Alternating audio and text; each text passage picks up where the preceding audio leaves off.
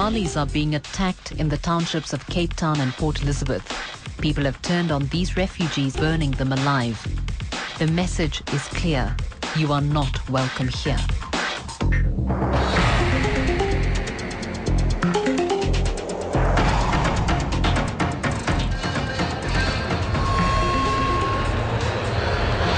It is early morning on Eid, the end of the holy month of Ramadan.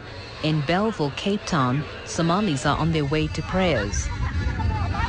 This is a community of refugees. They fled war-torn Somalia to seek asylum in South Africa. But this Eid is not a happy occasion.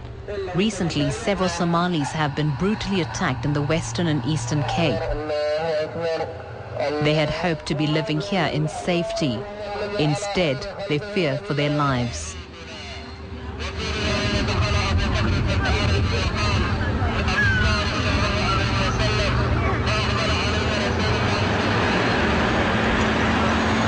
About 15,000 Somalis live in South Africa. They arrived here with little or nothing. Although they've been granted asylum, they receive no financial help from the South African government. They have only themselves to depend on for survival. Most have set up small businesses in the poorest parts of the city, where crime is rife. They are frequently held up and robbed. But lately, these attacks have taken a sinister turn. Of course, we know that some South Africans themselves get killed and get hurt, in the crime split in this country. But then, we have a situation where Somalis have been murdered and nothing was being taken out of their pockets, not to mention their shops. Some of the community will say that this is frustrated, even move to exclude Somalis. Since the beginning of August, Muhammad has buried 16 Somalis. They were all shot at point-blank range in their shops around Cape Town. In at least 6 of these murders, nothing was stolen. Muhammad believes they weren't just robberies, they were hate crimes. He believes that the killings are organized by rival South African businesses to drive the Somalis out of the townships. From the government point of view, they are saying it's also xenophobic, while Somali community are not sharing that these are xenophobic attacks. I think it's the government's part to prove otherwise, but as far as the Somalis are concerned, then they think these attacks are justified to be said as xenophobic. And that would seem to be the case with Muhammad Abdullah Sheikh. 5 men barged into his shop in Kailicha in September and shot him in the head. Nothing was stolen. Muhammad Sheikh is now blind. For him, the townships of South Africa are as dangerous as the streets of Mogadishu. Wixii aan dareensanaa oo dadka la leenayo ee walaalahay ahaa oo saaxiibaday ahaa la dhacahayo la dhaawacahayo waxaasoo dareensanaa oo aan kolkii horeba walwal qabay inaan sii joogi karin South Africa oo aan nabadgelyo ku haysanin awood kale oo kolka ama toon ku galaa meel kale ku aado hantiyaadna aan haysanin marka tii nooca ahayd dareenka ahayd ayaa aniga igu timid marada aniga igu timid oo aniga aan mataqaanaa laxaadkayga aan waayay hada rajadii South Africa aan ku joogi lahaa aan sii joogi lahaa halkaas ay ku baabaaday marka taas bay rajadeedii mataqaanaa South Africa ay ku xumaatay. He knows other Somalis who've been injured in similar attacks. They're being treated at nearby Tygerberg Hospital. People here are genuinely frightened. In a community this small, everyone knows someone who's been hurt or killed. Here, at the ironically named Rainbow Nation Mini Spaza, a man was shot while we were filming this program. A second bullet hit the wall, which just missed killing him. The police deny that the killings are motivated by xenophobia.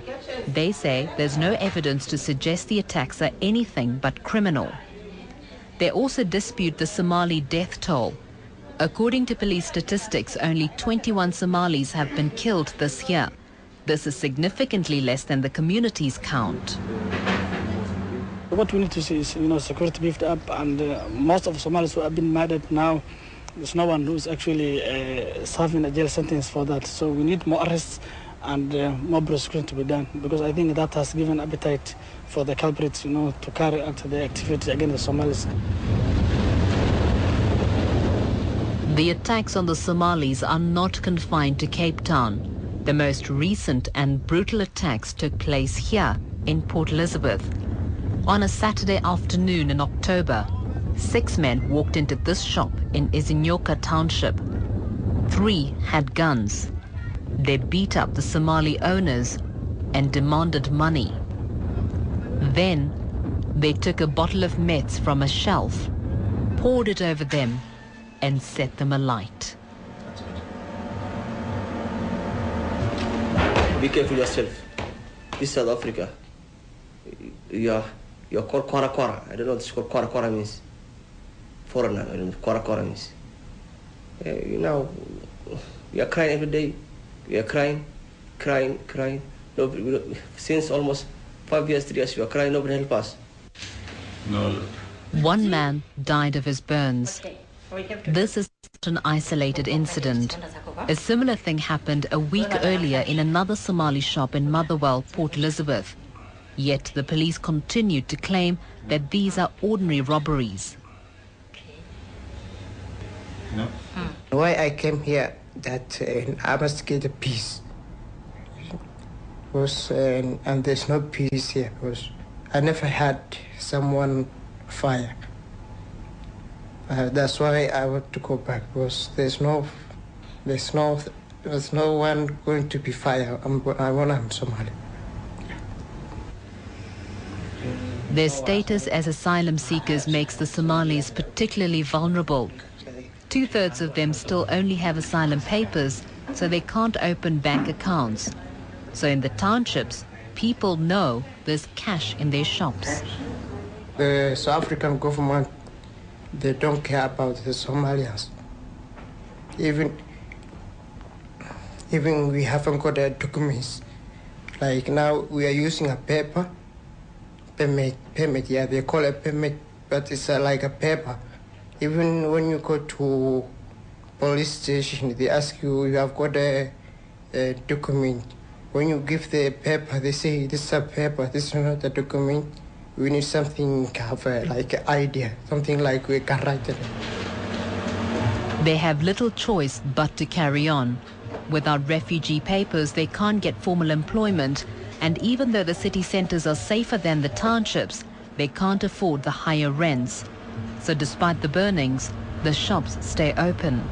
Many ordinary South Africans have also been traumatized by these brutal attacks. Vuyiswa Zondani was in her house in Izinyoka when she saw a man on fire in her yard.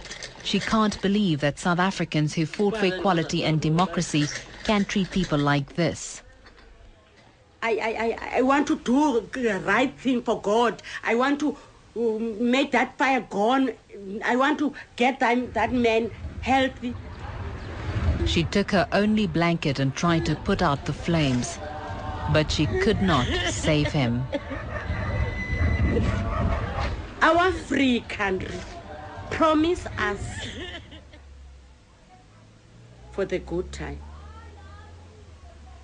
And our people, that time the struggle is on, they are going to Somalia, they are going to another country, they stay there.